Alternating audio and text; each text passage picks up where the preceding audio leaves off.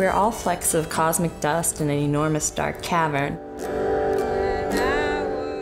But each individual holds the power to illuminate.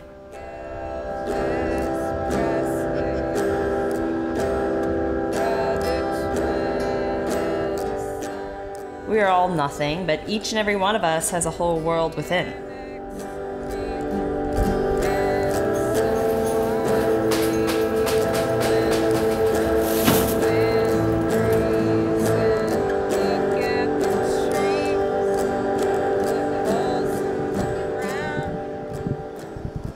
Some people play a 2-1-2 with their dumpsters, but we play a man-to-man over here, strict man-to-man, brand new dumpster. Have you seen my video of Pacello coming out of the dumpster?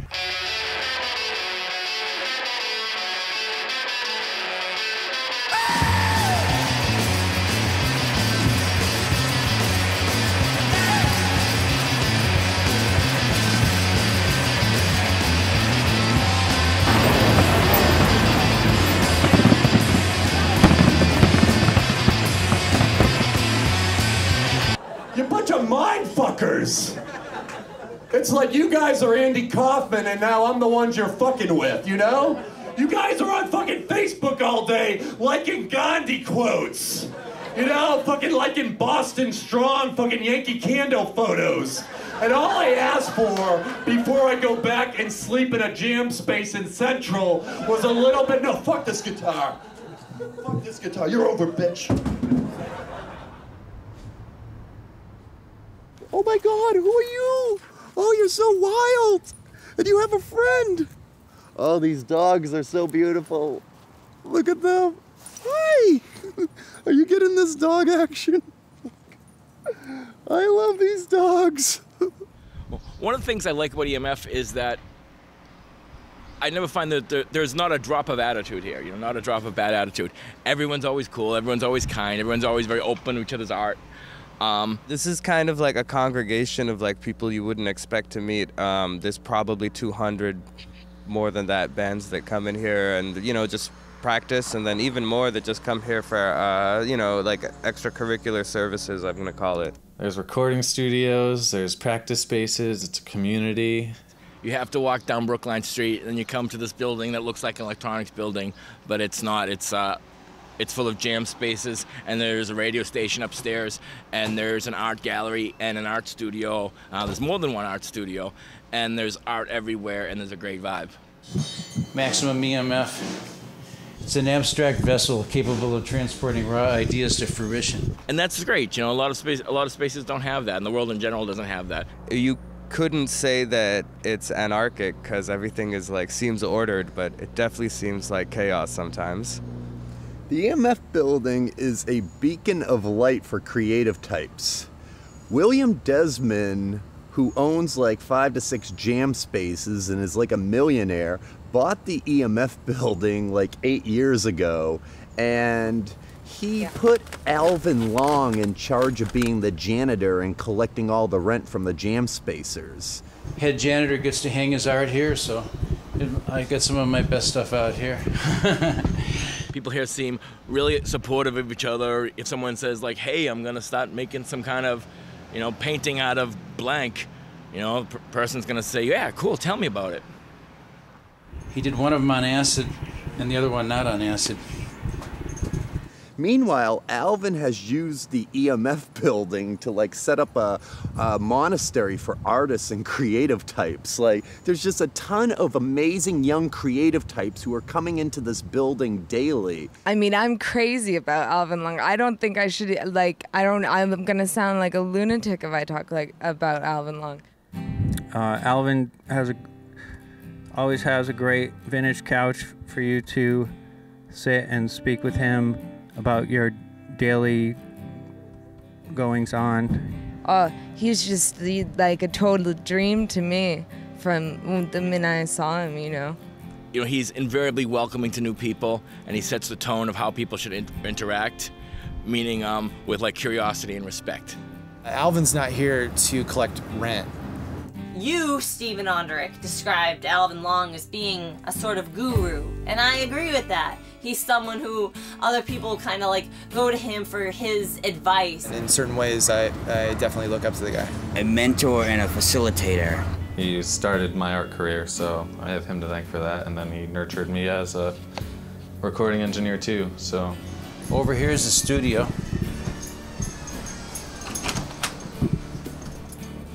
New Alliance, 19 years over by the ballpark, and then coming up on 8 over here. And he supports the artists that are here in ways such as going to their shows, getting behind them, helping them to promote. Son of a milkman, great basketball player, played in lots of post-punk bands, and is like hand in hand and like putting out more classic records than like I could probably name. He's probably about 40 years older than me, but I feel like he's my best friend at the same time. Put my good ones in this room. These are the classic $400 items. Look at this. We're pretty tight, man. Pretty clean. Look at past regimes have kept the control room in a less organized manner than this. I guess Taft's a control freak like me.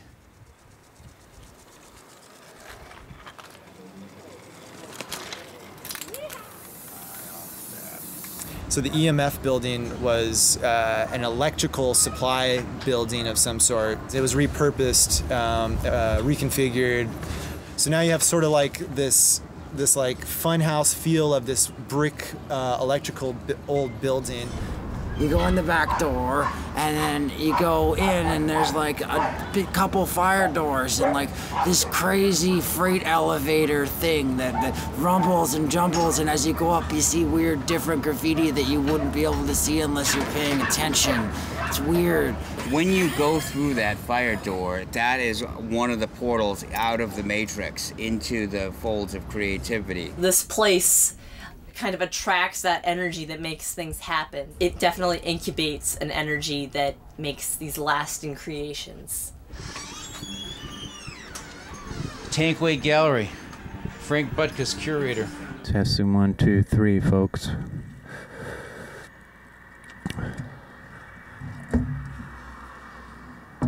Hello, this is Frank Butkus, Jr. Currently in transition, but about to new show going in there soon. I'm Frankie Butkus. I'm in a band called Second Day Venom and The Freeways, 2 bands. I got here to EMF when Alvin Long gave us the go-ahead to come. Outer Tank. My collection of vintage Fillmore posters. It seemed like all the spaces were closing, and fortunately, Des and Al brought us here. Heading to the inner tank. Tank, short for think tank. The tank? Oh, it's like home. Inner tank, outer tank, short for the think tank. Once you've had a nap in the tank, you're just so comfortable. I was gonna have my music stand with me today, but I don't have my music stand. I was supposed to bring our music stand, so I'll be the music stand. I play street rock. I play do-it-yourself music. I play do-it-anyway music.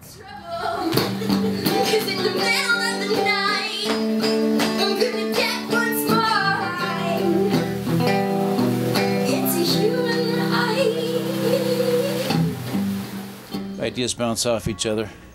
Used a metaphorical vessel out in the hall or just talked to somebody here, but you know, and been going really good lately. So Alvin and Des have this weird relationship, love-hate. He comes over and he says, "Hey Des, you're talking to Chris Fallow, the lead singer from Atomic Rooster." No shit. Yes. That's a good Is one. that a good one? That's a good one. Right? And he's, you know. Wow, I good mean, punchline. Yeah.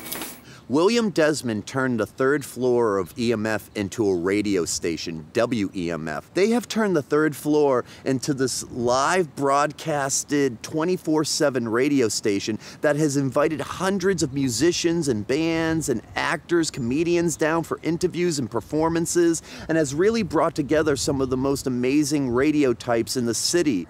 He was able to put a radio show on the third floor. WEMFradio.com is, well, not .com, fix that. Well, it definitely has a feel, and it's one of the last real bastions of any kind of art and music in Cambridge. Yeah. Because the buildings are all getting gobbled up. We're lucky we're still here. It has a pocket, and in that pocket, people need to be inspired by those places, because I believe in arts on the same level as spirituality, that these places act as sort of almost monasteries where you can go in, work on your art, connect with other creative types, and become more self-realized. Let's have a pause now. Yes. So yeah, tell us about Des. What is who's Des? I can't get into Des. He'll kill me. Can't talk about that guy. He just crushes us like a fly. Oh, I can't say anything about Alvin. He'd crush me like a bug. Right here, world's top 8-track player. Sat in storage since the 70s. Ken Samar somehow acquired it, gave it to me. Top notch.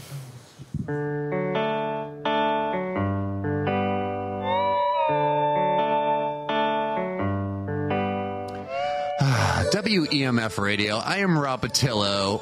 We are back. You just heard Soaked Pillow by Idiot Jeans. And we found Ernie Bach Jr. out front of the EMF building. How are you? I'm good. Ernie Bach Jr. I met through stealing a Boston Music Award, and he's a billionaire. My name is Ernie Bach Jr. Come on down. Come on down. He inherited the Bach Enterprise, which is basically all these auto dealerships in New England. And I think Ernie's just becoming. Yeah, I was in Seattle. It's I think they started selling pot today. Kitchen, executive bathroom. There's a recording here. This is John Taft. Did you see the statistics from Colorado? Which ones? There's a lot of statistics coming out of Colorado. Because of the pot, they say the crime is cut in half. Yes, I've seen those JPEGs on like Facebook where it comes up. Hey Ernie, how you doing? I gave Ernie a sort of tour of the station and also the building in like, I guess 15 minutes. Ernie, what's your impression after going through all that? I'll tell you, I've never seen anything like it. It's just a great place to, once again, I feel, incubate vibe, get people to realize that they're not ostracized, that there's strength in numbers, being creative types, and that together, you know, we can do neat things. Just a dream. I mean, I don't know. I think you're right. I think you're right. And people are wondering how that governance works, because when you just leave it to the market, when you leave it to everybody's everyday lives, sometimes those connections deteriorate a little bit. And the question is, how can the city, or how can we as individuals and residents make sure that those connections are strong? Not just that I'm doing my thing today, and not just that I'm showing up in the places where I'm expected, but how am I showing up and creating cross-pollination and collaboration between groups on a consistent basis? I don't know. Frank Butkus is Attorney General of the audiovisual area.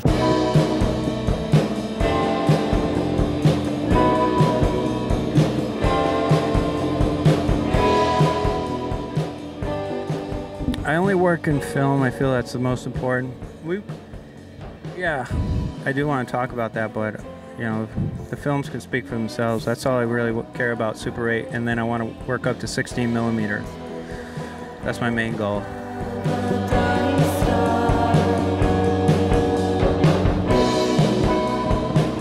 It kind of has this mysteriousness to it rather than the new whole HD thing, and I don't know why it went so widescreen and the top got cut off, so you basically have a rectangle instead of a square. I feel like you're missing half the information, so.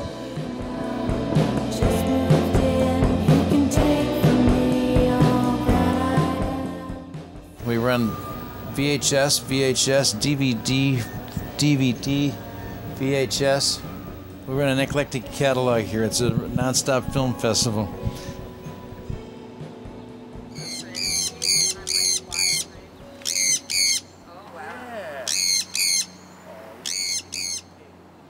Secret Garden is off limits for a lot of journalists, but you're going to go there, right?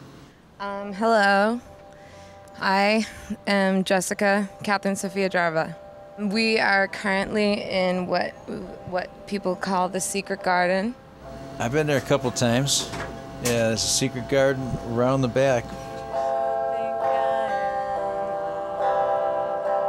Jarva and Frankazoid, they first started that, and I forget when I first went back there. Jess Jarvalan and I are the curators. Rufus is the guardian angel of the garden. He can play the guitar, but he can't play the guitar by himself, so he needs help.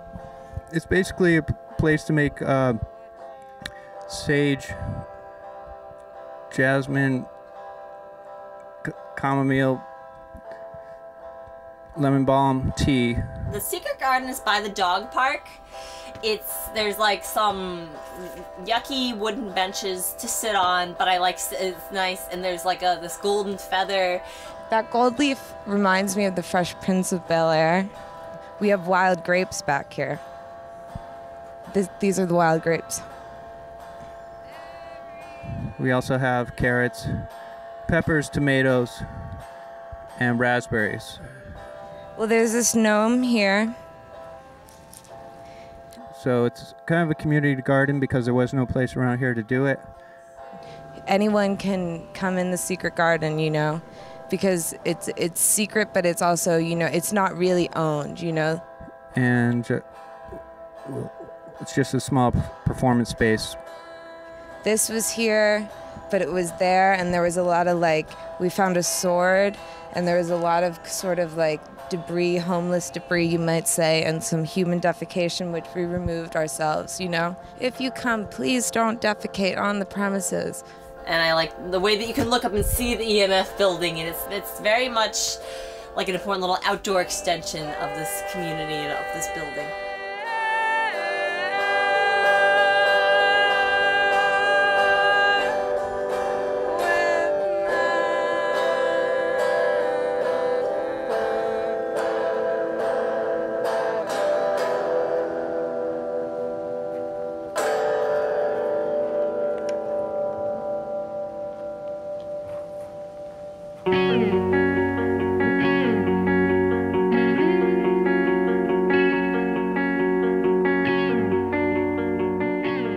Hard to tell. I always feel like I'm asking myself, has this thing changed me? It definitely has. This place has changed me tremendously. I find these kindred spirits here, and that there are other people, the people who live and die and suffer for the same things that are important to me. This is where we congregate, and this is a special place where we can be safe and kind of not have to worry about someone being like, hey, okay, quit doing that and go force yourself to be doing some other thing that you're supposed to be doing. In the textbooks, like when you talk about oh, these artists and they shared ideas and they sat in these places, we kind of picture these textbook hallways and but they were real people, and they had similar dreams that they shared and they talked about together, and they existed in these social places that are like the place that I'm sitting in right now talking to you. And that's what's so incredible about this place. It's a real live textbook. It's what I learned about in school. It's what I've known about and worked for from the beginning.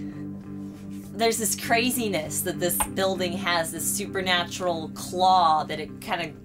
People who have this kind of itch in the back of their head for something in the middle of the night, it has this special whisper to those people. It's like a religious center, maybe a temple where someone would pray. Here, listening to music and drawing, you can have religious experiences as moving as someone would have in a church. It's as moving and spiritually striking that kind of recontextualize your existence and the meaning of yourself in the universe. And the tank is definitely a place of ideas of different people that can kind of share and expand these different things, and they grow, and it's like a place where dreams can actually become something that you can hold, and that's extraordinary. You couldn't win.